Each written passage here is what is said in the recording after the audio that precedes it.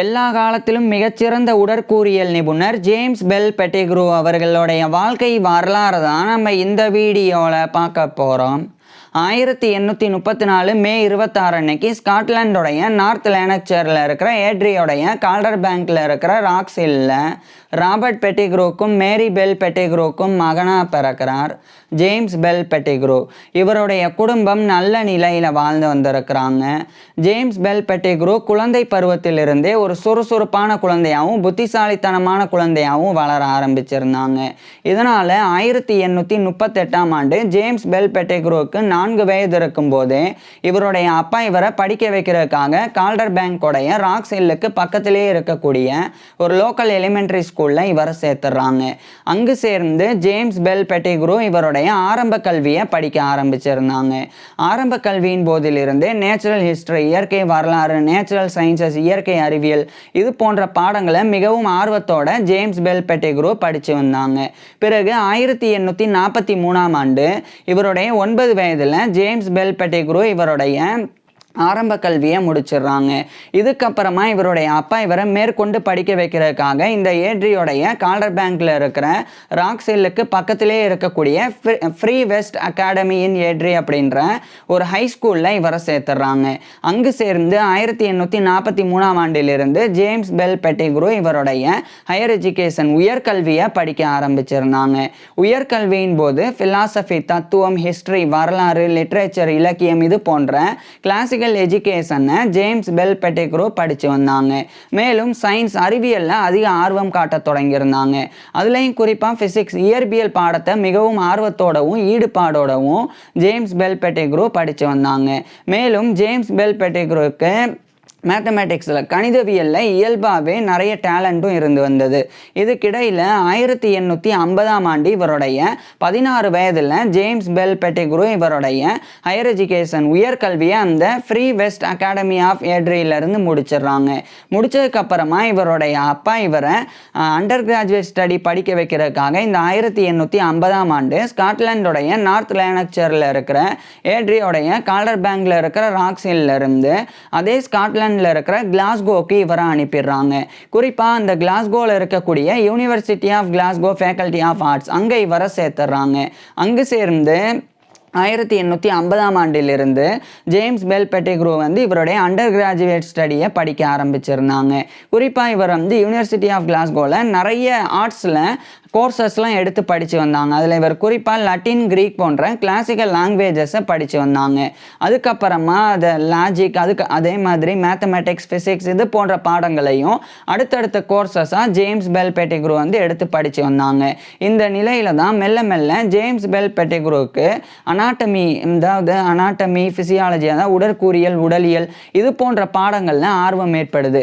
மேலும் இந்த ஆர்வமே ஜேம்ஸ் பெல் பெட்டிக்ரூக்கு மருத்துவத்தின் மீது ஆர்வம் ஏற்படுறதுக்கு மிக முக்கிய காரணமாகவும் மாறத் தொடங்குது. இதன் காரணமாக 1855 ஆண்டு இவர் எந்த விதமான டிகிரியுமே கம்ப்ளீட் பண்ணாமல் இவருடைய ஆர்ட்ஸை அந்த யூனிவர்சிட்டி ஆஃப் கிளாஸ்கோவில் இருந்து இவர் பாதியில் கம்ப்ளீட் பண்ணுறாங்க. அதாவது இவர் முழுமையாக அந்த ஆண்டு படிச்சிருந்தால் இவருக்கு டிகிரி கிடச்சிருக்கும். ஆனால் இவருக்கு மருத்துவத்தின் மீது இந்த இடைப்பட்ட காலங்களில் ஆர்வம் ஏற்பட்டுட்டனால ஜேம்ஸ் பெல் பெட்டிக்ரூ இந்த Latin, Greek, logic, mathematics, physics இதெல்லாம் கோர்சஸாக மட்டும் பண்ணிவிட்டு இன்கம்ப்ளீட்டாக இந்த 1855 ஆண்டு யூனிவர்சிட்டி ஆஃப் கிளாஸ்கோவிலிருந்து இவர் முடிச்சுட்டு வெளியேறாங்க.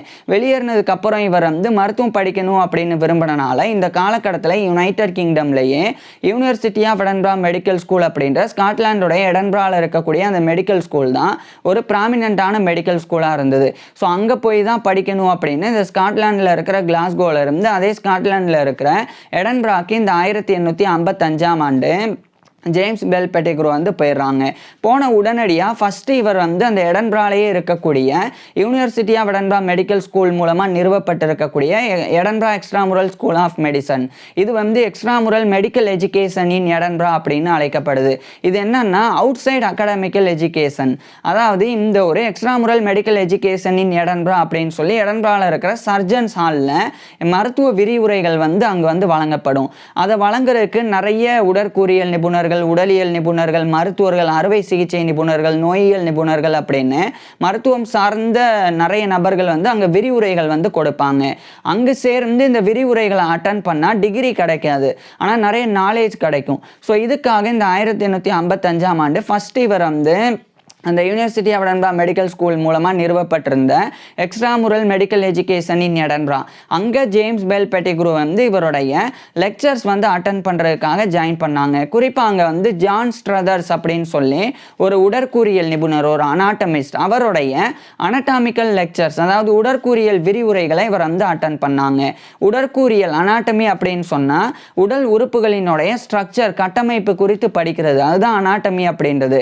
உதாரணத்துக்கு இப்போ நம்மளுடைய உடல்ல இருக்கிற இதயம், அந்த இதயத்தினுடைய வாழ்வுகள் எத்தனை, அந்த இதயத்தினுடைய அமைப்பு எப்படி இருக்கு, அந்த இதயத்தினுடைய சேம்பர்ஸ், அறைகளின் எண்ணிக்கை என்ன, அது எங்க அமைஞ்சிருக்கு. ஸோ இது மாதிரி ஒட்டுமொத்தமாக நம்மளுடைய உடல்ல இருக்கக்கூடிய உறுப்புகள், எலும்புகள், உடல் திசுக்கள் இவைகளினுடைய கட்டமைப்பு குறித்து படிக்கிறது தான் அனாட்டமி அப்படின்றது.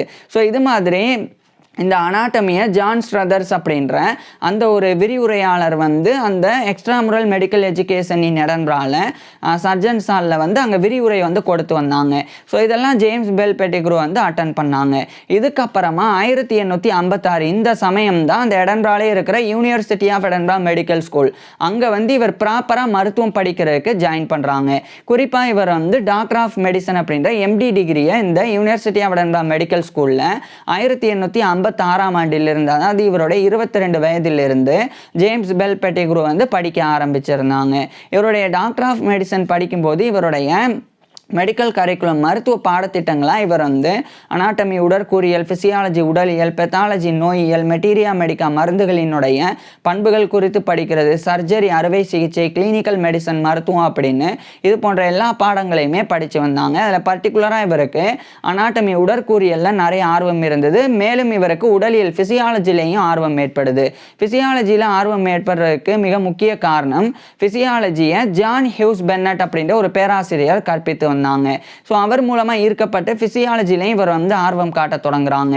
ஃபிசியாலஜி அப்படின்னா உடல் உறுப்புகளினுடைய ஃபங்க்ஷன், செயல்பாடுகள் குறித்து படிக்கிறது தான் ஃபிசியாலஜி. உதாரணத்துக்கு உடலில் இருக்கக்கூடிய இதயம் எப்படி துடிக்குது, நம்மளுடைய உடலில் எப்படி பிளட் சர்க்குலேட் ஆகுது, இது மாதிரி நம்மளுடைய உடலில் நடக்கக்கூடிய செயல்பாடுகள் குறித்து படிக்கிறது தான் ஃபிசியாலஜி அப்படின்றது. ஸோ உடலினுடைய கட்டமைப்பு குறித்து படித்தா அனாட்டமி, அதே உடலினுடைய செயல்பாடு குறித்து படித்தா ஃபிசியாலஜி. ஸோ அந்த ரெண்டு பாடங்களை இவர் கூடுதல் கவனம் செலுத்தி வந்தாங்க. மேலும் இவருக்கு வந்து நிறைய பேராசிரியர்கள் இருந்தாங்க. அவங்களில் குறிப்பிடத்தக்கவங்க வந்து ஒருத்தர் வந்து ஜேம்ஸ் சைம் அப்படின்னு சொல்லி ஒருத்தர். இந்த ஜேம்ஸ் சைம் வந்து இவருக்கு, அதாவது நம்ம இந்த ஜேம்ஸ் சைம் அப்படின்றவர் வந்து ஒரு அனாட்டமிஸ்டா, ஒரு உடற்கூறியல் நிபுணராக இருந்து உடற்கூறியலை இவருக்கு வந்து கற்பித்து வந்தாங்க. மேலும் இவருக்கு வந்து உடற்கூறியல் கற்பிக்கிறது ஜேம்ஸ் சைம் மாதிரி ஜான் குட்சர், அவருமே வந்து இவருக்கு அனாட்டமி உடற்கூறியலை வந்து கற்பித்து வந்தாங்க. இது மட்டும் இல்லாமல் ஜேம்ஸ் பெல் பெட்டிக்ரூக்கு வந்து கூடுதலாக ஜேம்ஸ் யங் சிம்சன் அப்படின்னு சொல்லி ஒரு அப்சட்ரிஷியன், மகப்பேறு மருத்துவர், அவர் வந்து மகப்பேறு மருத்துவம், பிரசவம் பார்க்குற அந்த மிட்வைஃபரி, அதை வந்து கற்பித்து வந்தாங்க. இது மாதிரி இன்னும் கூடுதலாக அந்த ஜான் ஹியூஸ் பென்னட் அப்படின்றவர் இவருக்கு வந்து ஃபிசியாலஜி கற்பித்தாங்க. அதேமாதிரி இந்த ஜேம்ஸ் சைம் வந்து சர்ஜரி அறுவை சிகிச்சையும் இவருக்கு கற்பித்து வந்தாங்க. இந்த நிலையில தான் 1858 1859 இந்த காலகட்டத்தில் ஜான் குட்சர், அவர் தான் அனாட்டமிஸ்ட். ஸோ அவர் கூட சேர்ந்து இவர் வந்து நிறைய உடற்கூறியல் ஆராய்ச்சியை மேற்கொண்டு வந்தாங்க. அதுக்காக நிறைய ரிசர்ச் பேப்பர்ஸை 1858 1859 இந்த காலகட்டங்களில் எழுதி வெளியிடவும் தொடங்கியிருந்தாங்க. அதுலேயும் குறிப்பாக இவர் வந்து ஜேம்ஸ் பெல் பெட்டிக்ரூ வந்து ஜான் குட்சர் கூட இணைஞ்சு இதயத்தினுடைய கட்டமைப்பு குறித்து ஆராய்ச்சி பண்ணாங்க. ஸோ அந்த இதய கட்டமைப்பு குறித்து ஆராய்ச்சியை அந்த arrangement of the ventricle of the vertebrate heart அப்படின்ற டைட்டில் பப்ளிஷ் பண்ணி கோல்டு மெடலை ஜேம்ஸ் பெல் பெட்டிக்ரூ வந்து பெறாங்க. அடுத்து 1860 இந்த காலகட்டத்திலெல்லாம் ஜேம்ஸ் பெல் பெட்டிக்ரூ அனாட்டமியில் நிறைய ரிசர்ச் பேப்பர்ஸ்லாம் இவர் வெளியிட்டு வந்தனால இங்கிலாந்துடைய லண்டனில் இருக்கிற 2 ஃபிசியாலஜி, 2 உடலியல் நிபுணர்கள், ஒருத்தர் வில்லியம் சார்பி, இன்னொருத்தர் வந்து ஆலம் தாம்சன். ஸோ இவங்க 2 பேரும் ஜேம்ஸ் பெல் பெட்டிக்ரூயோடைய திறமையை வந்து தெரிஞ்சுக்கிறாங்க.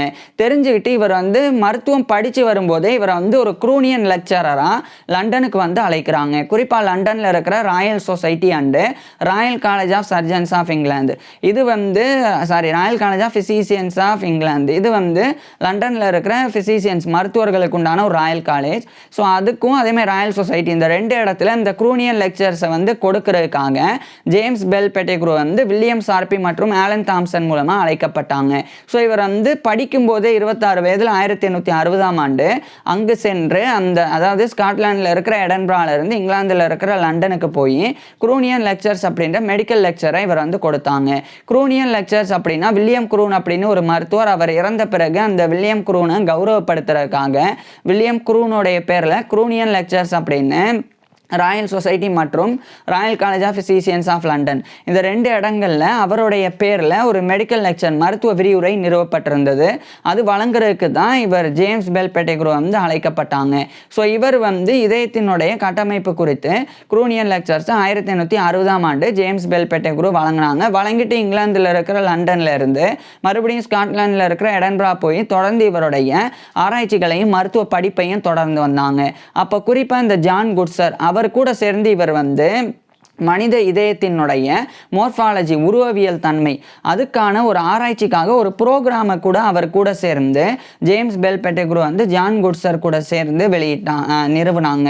அதுக்கப்புறம் எஸ்டாப்ளிஷ் பண்ணாங்க. அதுக்கப்புறம் 1861ஆம் ஆண்டு இவருடைய 27 வயதில் ஜேம்ஸ் பெல் பெட்டிக்ரூ வந்து டாக்டர் ஆஃப் மெடிசன் அப்படின்ற எம்டி டிகிரியை இந்த யூனிவர்சிட்டி ஆஃப் எடன்பரா மெடிக்கல் ஸ்கூல்ல இருந்து முடிக்கிறாங்க. முடிக்கும்போது இவர் வந்து இவருடைய எம்டி தீசஸ் ஆய்வு கட்டுரையை இவர் வந்து த ganglia and nerves of the heart, the ganglia and nerves of the heart and their connection with cerebrospinal and sympathetic systems of mammalia அப்படின்ற டைட்டில் இந்த ஒரு ஆய்வு கட்டுரையை இவர் வந்து சமர்ப்பிக்கிறாங்க. இதுக்காகவும் இந்த MD thesis MD doctor of medicine University of Edinburgh medical School தரப்பில் இருந்து இவருக்கு வழங்கப்பட்டு, மேலும் இவர் வந்து அந்த 1861ஆம் ஆண்டுக்குண்டான most distinguish student of the இயராகவும் இருந்தாங்க. ஸோ அதுக்குண்டான கோல்டு மெடலையும் இவர் வந்து பெற்றாங்க. இதுக்கப்புறம் இந்த 1861ஆம் ஆண்டு ஜேம்ஸ் பெல் பெட்டிக்ரூ வந்து இவர் இந்த doctor of medicine MD degree முடித்த உடனே இவர் ஒரு மருத்துவர் ஆக முடியாது. அதுக்கு முன்னாடி ஒரு மருத்துவமனையில் சேர்ந்து அங்கே இருக்கக்கூடிய மருத்துவர்கள் நோயாளிகளுக்கு சிகிச்சை கொடுக்கறத பார்த்து பயிற்சி பெறணும். அதுக்கப்புறமா அந்த தேர்ந்த மருத்துவர்களினுடைய மேற்பார்வையின் கீழே ஜேம்ஸ் பெல் பெட்டிக்ரூவே நோயாளிகளுக்கு சிகிச்சை கொடுக்கணும். இதெல்லாம் சரியா செஞ்சாதான் ஜேம்ஸ் பெல் பெட்டிக்ரூ வந்து ஒரு மருத்துவராக தகுதி பெற முடியும். ஸோ இதுக்காக ஃபர்ஸ்ட் ஜேம்ஸ் பெல் பெட்டிக்ரூ வந்து ஒரு சர்ஜன் அறுவை சிகிச்சை நிபுணர் ஆகணும் அப்படின்னு விரும்பினாங்க. இதுக்காக அந்த யூனிவர்சிட்டி ஆஃப் எடன்பரா மெடிக்கல் ஸ்கூலில் டாக்டர் ஆஃப் மெடிசன் முடித்த உடனே இந்த 1861ஆம் ஆண்டு அந்த எடன்பராலே இருக்கக்கூடிய royal infirmary of Edinburgh RIE அப்படின்னு சாட்டா அழைக்கப்படும். இது ஒரு வாலண்டரி ஹாஸ்பிட்டல். இது வந்து எடன்பரா ராயல் இன்ஃபர்மரி அப்படின்னு அழைக்கப்படும். ஸோ அங்கே ஒரு ஹவுஸ் சர்ஜனாக இவர் வந்து ஜாயின் பண்ணுறாங்க. அங்கே வந்து இவருடைய ப்ரொஃபஸர் ஆஃப் சர்ஜரி, அதாவது அறுவை சிகிச்சை பேராசிரியராக இருந்த ஜேம்ஸ் சைம், அவர் தான் அறுவை சிகிச்சை நிபுணராக இருந்தாங்க. ஸோ அவர் கீழே இவர் வந்து மெடிக்கல் ட்ரைனிங்கை மேற்கொண்டாங்க. இதுக்கப்புறம் 1862ஆம் ஆண்டு இங்கிலாந்துடைய லண்டனில் இருக்கிற Royal college of surgeons of England அதனுடைய ஹண்டேரியன் மியூசியம் அப்படின்னு ஒரு அருங்காட்சியகம், அதனுடைய அசிஸ்டன்ட் கியூரேட்டர் அப்படின்ற பதவியானது ஜேம்ஸ் பெல் பெட்டிக்ரூவுக்கு கிடைக்கும். இதுக்காக இவர் வந்து இந்த 1862ஆம் ஆண்டு ஒரு ஹவுஸ் சர்ஜனா ராயல் இன்ஃபர்மரி ஆஃப் எடன்பரால இவருடைய மெடிக்கல் ட்ரைனிங்கை முடிச்சதுக்கு அப்புறம் இந்த 1862ஆம் ஆண்டு ஸ்காட்லாண்டில் இருக்கிற எடன்பரால இருந்து இங்கிலாந்துல இருக்கிற லண்டனுக்கு போய் அங்க இருக்கிற சர்ஜன்ஸ் அறுவை சிகிச்சை நிபுணர்களுக்கு உண்டான Royal college of surgeons of இங்கிலாந்துடைய ஹண்டேரியன் மியூசியமில் இவர் ஒரு அசிஸ்டன்ட் கியூரேட்டராக 1862ஆம் ஆண்டிலிருந்து பணிபுரிய தொடங்குறாங்க. இந்த காலகட்டத்தில் ஜேம்ஸ் பெல் பெட்டிக்ரூ வந்து நிறைய டைசெக்ஷன்ஸ், நிறைய அந்த மியூசியத்தில் இருக்கக்கூடிய விலங்குகள், பறவைகள், பூச்சிகள், ஸோ அதெல்லாம் அதனுடைய உடற்கூறியல் பண்புகள் குறித்துலாம் இவர் வந்து ஆராய்ச்சி பண்ணாங்க. அதெல்லாமே வந்து அந்த சடலங்களை வெட்டி அதில் இருக்கக்கூடிய அமைப்புகள் குறித்து இவர் ஆராய்ச்சி பண்ணாங்க. அது கிட்டத்தட்ட 600க்கும் மேற்பட்ட டைசெக்ஷன்ஸை வந்து இவர் பண்ணாங்க. இதன் பிறகுதான் மெல்ல மெல்ல ஜேம்ஸ் பெல் பெட்டிக்ரூக்கு இந்த ஃப்ளையிங், இந்த ஏரோடைனமிக் பிரின்சிபல் அப்படின்ற அந்த பறக்கிறதுக்கு உண்டான கொள்கை, ஸோ அதில் இவருக்கு வந்து ஆர்வம் ஏற்படுது. ஏன்னா இந்த காலகட்டத்தில் இந்த விமானம்லாம் கண்டுபிடிக்கப்படாத ஒரு காலகட்டம். ஸோ அப்போ ஜேம்ஸ் பெல் பெட்டிக்ரூ என்ன பண்ணுறாங்கன்னா, இந்த பூச்சிகள், பறவைகள், அதேமாதிரி வவ்வால், ஸோ இதெல்லாம் வந்து எப்படி பறக்குது அப்படின்னு சொல்லி அதனுடைய அமைப்பு குறித்து ஆராய்ச்சி பண்ண ஆரம்பிக்கிறாங்க. அப்போ தான் இவர் விளக்குறாங்க, அது வந்து ஃபிகர் ஆஃப் 8 அப்படின்னு. அதாவது ஒரு பறவையோ இல்லை பூச்சியோ இல்லைன்னா வவ்வாலோ அது வந்து பறக்கும்போது அதனுடைய வடிவமானது 8 அப்படின்னு சொல்லி தெரியுது. ஸோ இந்த மாதிரியான வடிவம் தான் அதனுடைய அது வந்து பறக்கிறதுக்கு, ஏரில் வந்து பறக்கிறதுக்கு காரணம் அப்படின்னு ஜேம்ஸ் பெல் பெட்டிக்ரூ வந்து அதை வந்து கண்டறிகிறாங்க. அதை கண்டறிஞ்சது மட்டும் இல்லாமல் 1867ஆம் ஆண்டு ஜேம்ஸ் பெல் பெட்டிக்ரூ வந்து இப்படி ஒரு ஒரு ஒரு மிஷின் வந்து ஒன்று பறக்கணும் அப்படின்னா அதுக்கு தேவைப்படக்கூடிய அப்ளையன்சஸ் என்ன, ஸோ அது குறித்து இவர் வந்து ஆராய்ச்சி பண்ணாங்க. அந்த ஒரு ஆராய்ச்சியை இவர் வந்து இங்கிலாந்துடைய லண்டனில் இருக்கிற லின்னேயன் சொசைட்டி அப்படின்ற ஒரு மெடிக்கல் சொசைட்டி அங்கே விரிவுரையாக அந்த 1867ஆம் ஆண்டு ஜேம்ஸ் பெல் பெட்டிக்ரூ வந்து கொடுத்தாங்க. அது வந்து எந்த மெக்கானிக்கல் அப்ளையன்சஸ் வந்து பறக்கிறதுக்கு உண்டான ஒரு தகுதியை பெறும், அதை எப்படி வடிவமைக்கணும் அப்படின்றது குறித்து ஜேம்ஸ் பெல் பெட்டிக்ரூ வந்து அதை கொடுத்தாங்க. ஸோ அதுதான் வந்து on the mechanical appliances by which is maintained in the animal kingdom அப்படின்ற டைட்டிலில் இது 1867ஆம் ஆண்டு இந்த ஒரு விரிவுரை கொடுத்து அதை ரிசர்ச் ஒர்க்காகவும் பப்ளிஷ் பண்ணுறாங்க.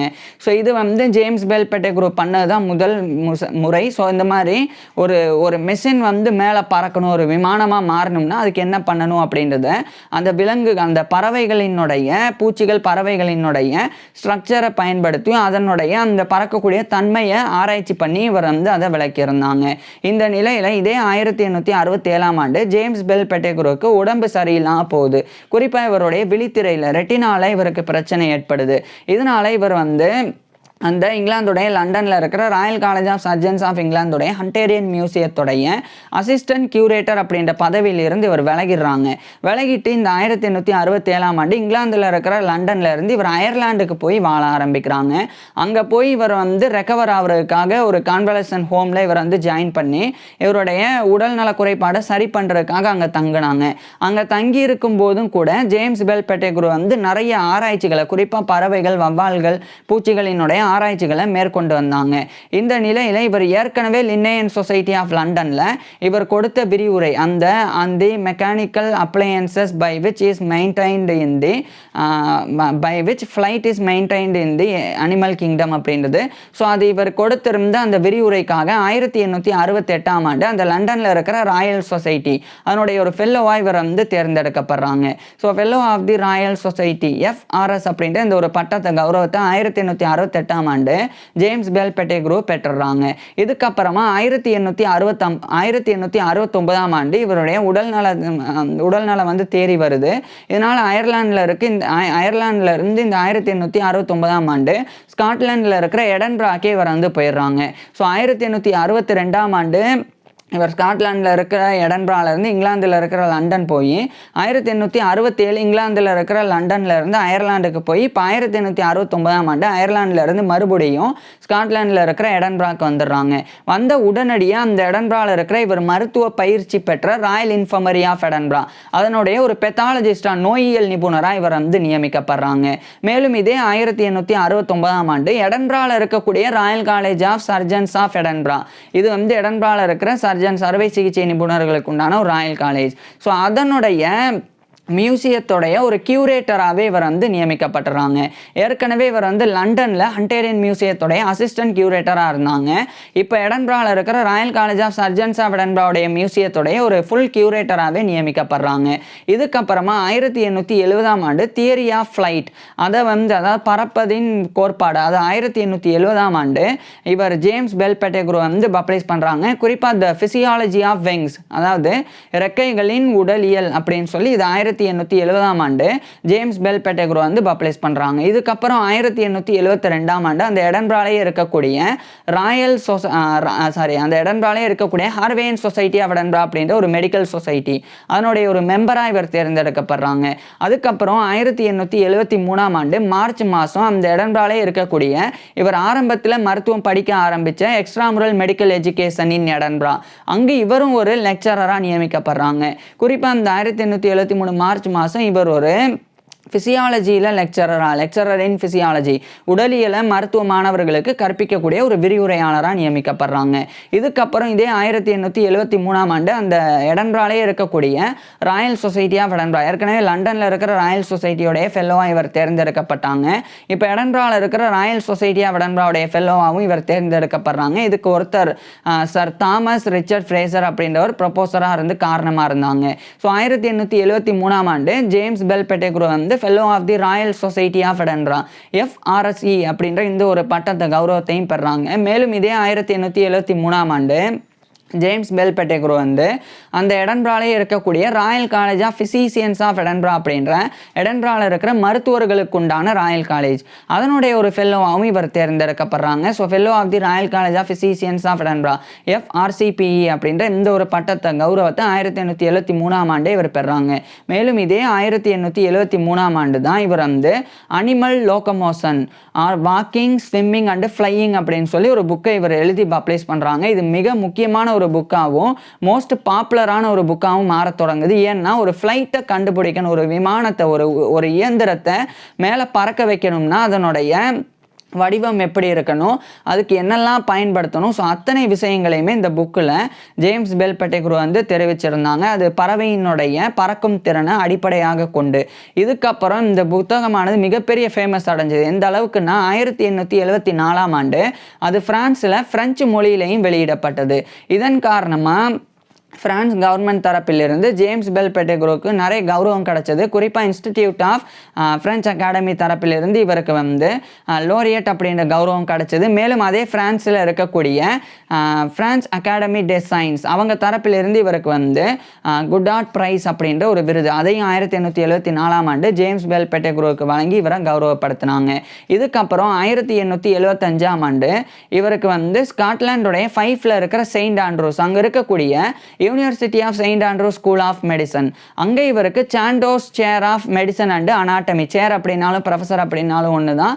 ஸோ மருத்துவம் மற்றும் உடலியல் பேராசிரியர் பதவி ஒன்று இவருக்கு கிடைக்குது.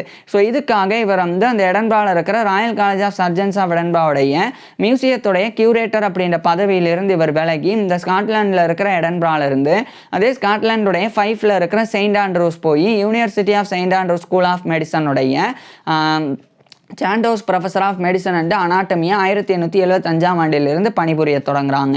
அதாவது சாண்டோஸ் அப்படின்னு ஒரு மருத்துவர், அவர் இறந்த பிறகு அவரை கௌரவப்படுத்துறதுக்காக அவருடைய பேரில் Chandos chair of medicine and anatomy அப்படின்னு சொல்லி மருத்துவம் மற்றும் உடற்கூறியலுக்கு உண்டான ஒரு பேராசிரியர் பதவி உருவாக்கப்பட்டிருந்தது. அந்த பதவியில் தான் 1875ஆம் ஆண்டு இவருடைய 41 வயதில் ஜேம்ஸ் பெல் பெட்டிக்ரூ வந்து நியமிக்கப்பட்டாங்க. ஸோ இவர் ஒரு மருத்துவம் மற்றும் உடற்கூறியல் பேராசிரியராக University of Saint Andrews School of மெடிசனில் பணிபுரிய தொடங்குறாங்க. மேலும் அதே ஸ்காட்லாண்டுடைய டண்டியில் இருக்கிற யூனிவர்சிட்டி காலேஜ் டண்டி, அது இன்னைக்கு யூனிவர்சிட்டி ஆஃப் டண்டி அப்படின்னு அழைக்கப்படுது, அங்கே இவர் ஒரு ஸ்பெஷல் கோர்சஸ் ஆஃப் லெக்சர்ஸை வந்து அறிமுகப்படுத்தி 1875 to 1877 வரைக்கும் அந்த ஒரு லெக்சர்ஸ் அங்கேயுமே கொடுத்து வந்தாங்க. இதுக்கப்புறம் இந்த 1877ஆம் ஆண்டு தான் இந்த யூனிவர்சிட்டி ஆஃப் செயின்ட் ஆண்ட்ரூஸ் இவங்களோட யூனிவர்சிட்டியை ஜென்ரல் மெடிக்கல் கவுன்சிலில் ரெப்ரசன்ட் பண்ணக்கூடிய ஒரு ரெப்ரசன்டேட்டிவாக யூனிவர்சிட்டி ஆஃப் செயின்ட் ஆண்ட்ரூஸ் தரப்பிலிருந்து ஜேம்ஸ் பெல் பெட்டிக்ரூ நியமிக்கப்படுறாங்க. மேலும் இதே ஸ்காட்லாண்டுடைய கிளாஸ்கோவில் இருக்கிற யூனிவர்சிட்டி ஆஃப் கிளாஸ்கோ அவங்க தரப்பிலிருந்தும் ஜென்ரல் மெடிக்கல் கவுன்சிலில் யூனிவர்சிட்டி ஆஃப் கிளாஸ்கோ தரப்பிலிருந்து ரெப்ரசன்ட் பண்ணுறதுக்கும் ஜேம்ஸ் பெல் பெட்டிக்ரூவே 1877ஆம் ஆண்டு நியமிக்கப்பட்டாங்க.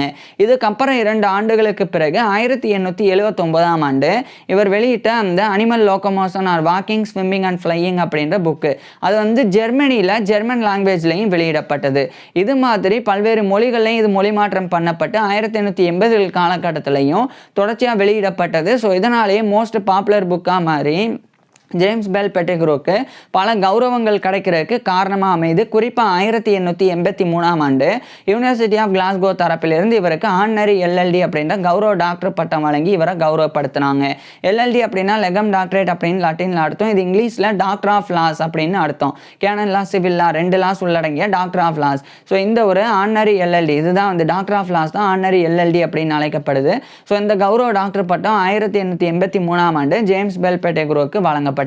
இதுக்கப்புறமா அந்த animal locomotion or walking swimming and flying அதனுடைய இன்னொரு பதிப்பை 1885ஆம் ஆண்டு ஜேம்ஸ் பெல் பெட்டெக்ரோ பப்ளிஷ் பண்ணுறாங்க. இதை தொடர்ந்து 1886ஆம் ஆண்டு இந்த ஜென்ரல் மெடிக்கல் கவுன்சில் அவங்க தரப்பிலிருந்து ஒரு ரூல் கொண்டு வராங்க. ஒவ்வொரு யூனிவர்சிட்டியில் இருக்கக்கூடிய மெம்பர்ஸ் மட்டும்தான் அந்த யூனிவர்சிட்டியை ரெப்ரசன்ட் பண்ண முடியும் ஜென்ரல் மெடிக்கல் கவுன்சிலோடைய மீட்டிங்கில் அப்படின்னு அவங்க அந்த ஒரு ரூலை வந்து கொண்டு வராங்க. ஸோ இவர் வந்து University of Saint Andrew School of மெடிசனில் தான் பேராசிரியர் பணிபுரிஞ்சு வராங்க. ஸோ அவங்க தரப்பிலிருந்து இவரால் ரெப்ரசன்ட் பண்ண முடியும் 1886 இருந்தும் கூட. ஆனால் யூனிவர்சிட்டி ஆஃப் கிளாஸ்கோல இவர் ஒர்க் பண்ணலை. ஆனாலும் இவருடைய சாதனைக்காக இவர் அந்த ரெப்ரசன்டேட்டிவாக நியமிக்கப்பட்டாங்க. ஸோ இந்த 1886ஆம் ஆண்டு ஜென்ரல் மெடிக்கல் கவுன்சிலில் யூனிவர்சிட்டி ஆஃப் கிளாஸ்கோ தரப்பில் இருந்து இவர் ரெப்ரசன்ட் பண்ணுறதை நிறுத்திட்டு யூனிவர்சிட்டி ஆஃப் செயின்ட் ஆண்ட்ரூஸ் தரப்பிலிருந்து மட்டும் ரெப்ரசன்ட் பண்ண தொடங்கியிருந்தாங்க. இதுக்கப்புறம் 1887 காலகட்டத்திலையும் ஜேம்ஸ் பெல் பெட்டெக்ரோ தொடர்ச்சியாக இவருடைய பங்களிப்புகள் கொடுத்து வந்தாங்க. இந்த நிலையில் 1889ஆம் ஆண்டு ஹார்வேயன் சொசைட்டி ஆஃப் எடன்பரா அப்படின்ற அந்த மெடிக்கல் சொசைட்டியோடைய ஒரு பிரசிடெண்டாக இவர் வந்து நியமிக்கப்பட்டுறாங்க. இதுக்கப்புறம் 1890ஆம் ஆண்டு ஜேம்ஸ் பெல் பெட்டெக்ரோ வந்து எல்சி பெல் கிரே அப்படின்ற ஒரு பெண்ணை வந்து திருமணம் பண்ணிக்கிறாங்க. இவங்க எல்சா பெல் கிரே அப்படின்னு அழைக்கப்படுவாங்க. ஸோ திருமணத்துக்கு பிறகு ஜேம்ஸ் பெல் பெட்டெக்ரோக்கும் எல்சி பெல் கிரே பெட்டெக்ரோ இவங்க 2 பேருக்குமே குழந்தைகள் எதுவும் பிறக்கலை. இருந்த போதிலும் கூட ஜேம்ஸ் பெல் பெட்டெக்ரோ மற்றும் இவருடைய மனைவியான எல்சி பெல் கிரே பெட்டெக்ரோ இவங்க 2 பேருடைய தனிப்பட்ட வாழ்க்கையானது ரொம்பவே சிறப்பாகவே போக ஆரம்பிச்சிருந்தது. இது இவருடைய பர்சனல் லைஃப் தனிப்பட்ட வாழ்க்கையாக இருந்தது. இது ஒரு புறம் இருக்கு. 1895 காலகட்டத்திலிருந்து ஜேம்ஸ் பெல் பெட்டெக்ரோவே ஒரு விமானத்தை கண்டுபிடிக்கிறதுக்குண்டான முயற்சியில் ஈடுபட தொடங்குறாங்க.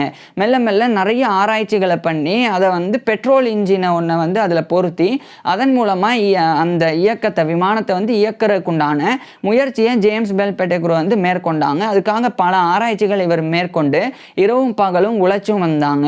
இந்த நிலையில் 1898ஆம் ஆண்டிலிருந்து டிசைன் இன் நேச்சர் அப்படின்னு சொல்லி ஒரு புக்கு அதை வந்து எழுதுறதுக்குண்டான முயற்சியில் ஈடுபட்டு அதுவும் எழுத தொடங்குறாங்க. இதுக்கப்புறம் 1900ஆம் ஆண்டு காலகட்டத்தில் தான் முதல்ல இவர் ஒரு ஃப்ளைட்டை ஒன்று கண்டுபிடிக்கிறாங்க. ஒரு இயந்திரத்தை கண்டுபிடிக்கிறாங்க. அது ஃப்ளைட் மாதிரி இருக்காது, ஆனால் ஒரு ஏர்லி ஃப்ளையிங் மிஷின் தான் அது. ஸோ அந்த மிஷினை இவர் வந்து பறக்க வைக்கிறாங்க. கிட்டத்தட்ட 60 ஃபீட்ஸ் வரைக்கும் 60 அடி வரைக்கும் அது வந்து பறந்து மறுபடியும் கீழே விழுந்து அது வந்து கிராஸ் ஆயிடுது. ஸோ இதுக்கப்புறம் ஜேம்ஸ் பெல் பெட்டெக்ரோ வந்து பெருசாக எந்த விதமான ஆராய்ச்சியிலையும் ஈடுபடலை.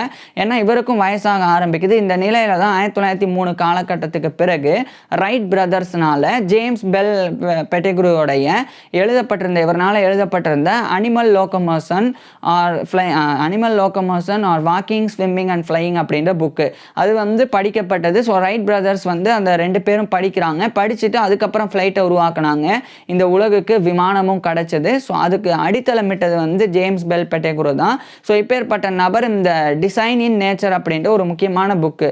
ஸோ இதை வந்து இந்த எவல்யூஷனரி பயாலஜியாக கூட அதை வந்து எழுதினாங்க. இறுதியாக அதை வந்து 1908ஆம் ஆண்டு இவர் எழுதிட்டு இருக்கும்போது இந்த 1908 ஜனவரி 30 அன்னைக்கு இவருடைய 73 வயதில் ஜேம்ஸ் பெல் பெட்டெக்ரோ வந்து இறந்து போயிடுறாங்க. ஸோ 1908 ஜனவரி 30 அன்னைக்கு இவருடைய 73 வயதில் ஜேம்ஸ் பெல் பெட்டெக்ரோ வந்து இறந்து போயிடுறாங்க.